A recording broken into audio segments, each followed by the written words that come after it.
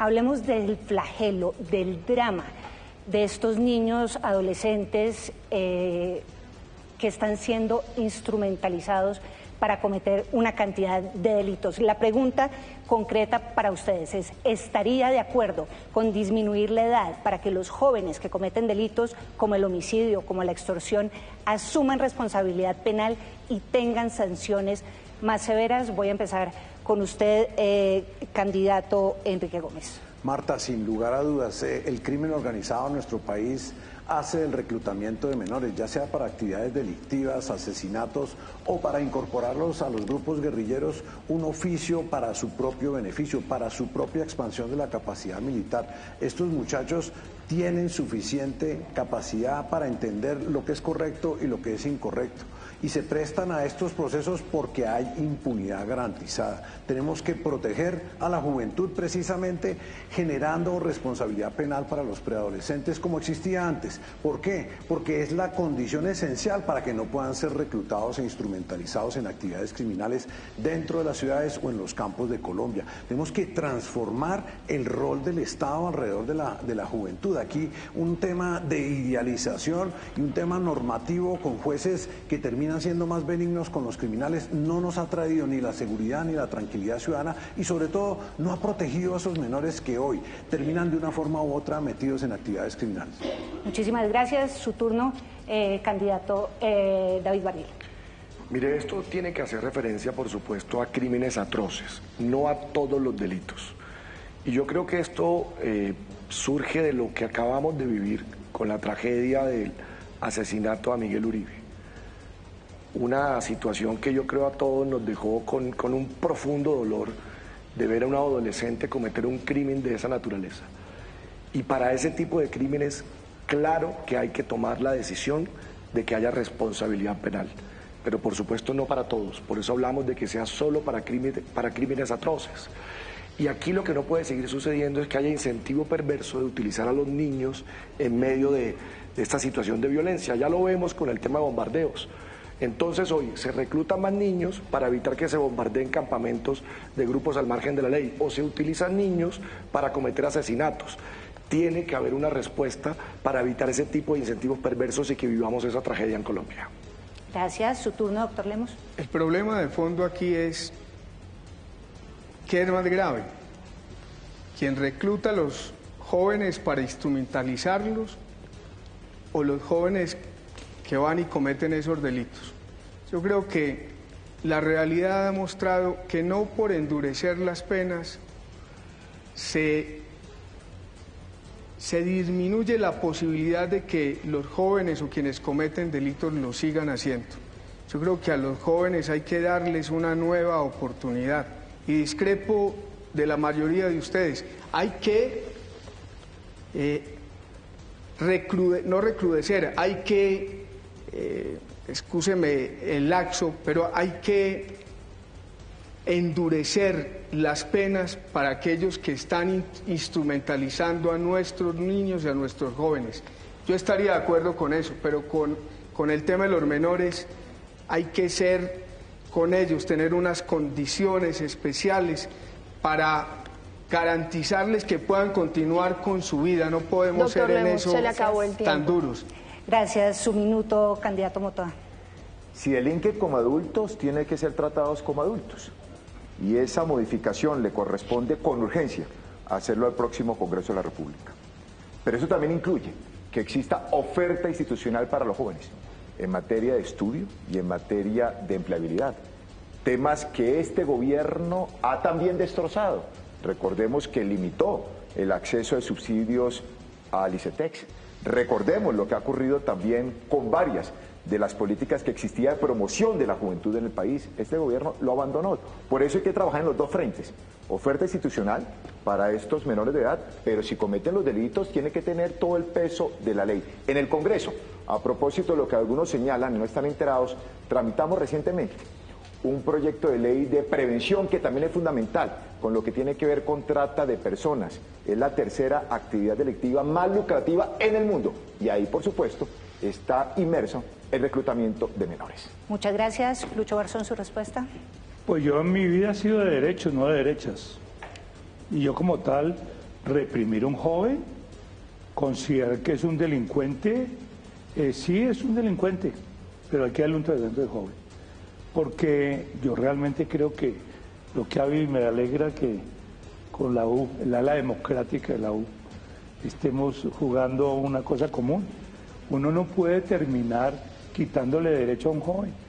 Es cierto, y además lamento lo de Miguel, que usted era un pupilo de él y sé lo que significa. Pero ¿ustedes qué van a resolver? Es que la posición más fácil es, lo vamos a castigar, lo vamos a cadena perpetua, lo vamos a acabar. ¿Usted cree que eso resocializa? No, lo que hay que evitar es eso. Y comparto tu propuesta. Tu propuesta es quién instrumentaliza a los niños, ya sea para la guerrilla, ya sea para estos asesinos, pero yo creo que tiene que haber un proceso de recuperar el derecho para ello. Gracias, Lucho. Candidato Forero, un minuto. Pues Marta, sí, se trata de derechos, doctor Lucho, pero también derechos de las víctimas. Y en este caso hay que decir que obviamente se tiene que buscar que en el país tengan oportunidades los jóvenes, pero también se tiene que reconocer que con la legislación existente se está instrumentalizando a los jóvenes. Y hay a veces una serie de efectos no buscados de la legislación. Y tristemente, por cuenta de esa falta de responsabilidad penal para este tipo de delitos atroces, los grupos armados ilegales, una serie de bandas criminales deciden, como en el caso de nuestro amigo Miguel, deciden instrumentalizar, deciden utilizar a un joven para que cometa ese tipo de delitos. Entonces, aquí de hecho, con ese tipo de legislación, se está tratando de proteger precisamente a los jóvenes. Eso se ha hecho en otros países, por ejemplo, en algunos estados de los Estados Unidos. Y, vuelvo a insistir, son ese tipo de situaciones donde cosas que pueden estar bien intencionadas terminan perjudicando, en este caso, a quienes tratan de beneficiar. Lo tuvo que reconocer el presidente de la República a propósito del tema de los bombardeos, que no lo había dicho en el gobierno anterior, pero ahora lo dijo, diciendo que si se dice que no se va a bombardear campamentos de la guerrilla donde haya jóvenes, pues finalmente eso va a incentivar que recluten ilegalmente a los menores. Muchas gracias. Doctor Ortiz, su turno. Marta, todos hemos oído esa expresión, no me quieras tanto. Aquí la intención con el régimen actual era proteger a los jóvenes y eso los convirtió en objetivo, en una presa para vincularlos a las organizaciones criminales. Entonces, si bien la intencionalidad era protegerlos, en realidad los convirtió en un coto de caza. Y debe haber responsabilidad. Desde luego coincido con todos quienes han señalado que es indispensable generar los incentivos adecuados en materia de educación, sociales y oportunidades de trabajo para que efectivamente las organizaciones criminales no los secuestren, recluten y los metan en una cadena de criminalidad. Gracias, candidato Juan Sebastián Gómez. Yo creo que al contrario es que arrebatarle los jóvenes y los niños a la guerra. En eso nos estamos equivocando. Un país lleno de jóvenes y de niños en las cárceles es un país fracasado.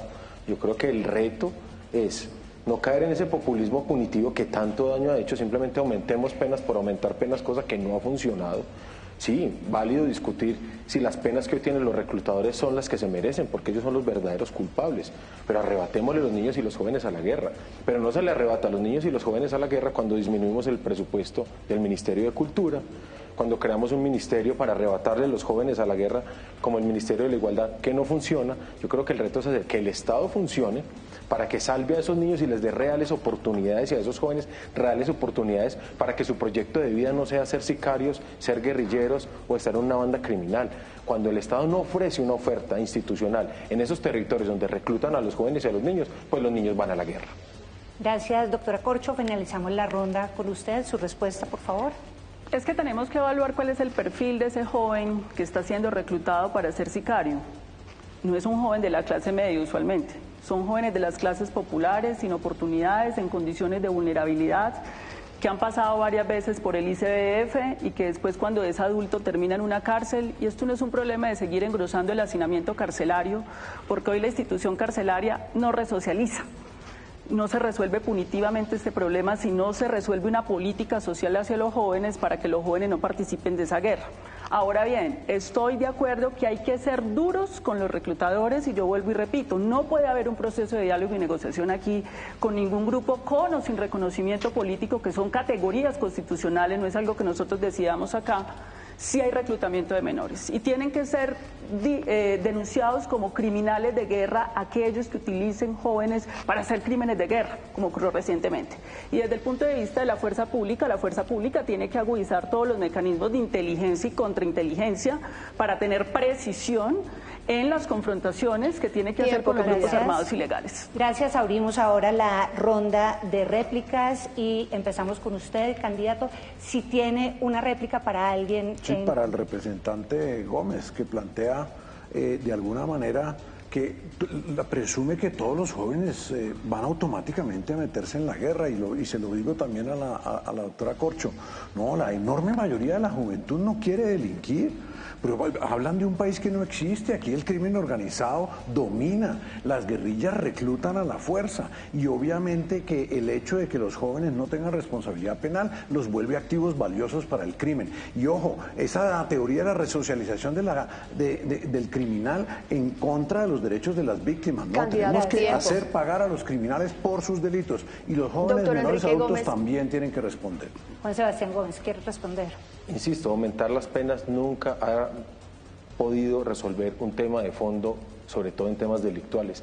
Tampoco resuelve la reincidencia en términos delictuales. Aquí lo que necesitamos es presencia estatal para que esos jóvenes, esos niños no sean reclutados, pero además una oferta institucional que les permita tener un proyecto distinto a tomar las armas. Gracias. Doctor David Barguil. No, yo sí llamo a la reflexión del tema de los incentivos. No estamos diciendo que simplemente el tema de aumentar penas va a resolver la problemática, pero de pronto sí saca a los niños de ser la carne de cañón de esas estructuras criminales. Es que hoy los usan es porque ellos no tienen las penas que tienen los adultos. Entonces es mejor contratar a un sicario de 14 años o llenar de niños los sitios que están hoy controlados por esas estructuras criminales dedicadas al narcotráfico para que no bombardeen. Entonces, si este puede ser un mecanismo para impedir, Lucho, que más niños sean utilizados para estos actos de violencia, por Dios, ¿cómo no lo vamos a hacer?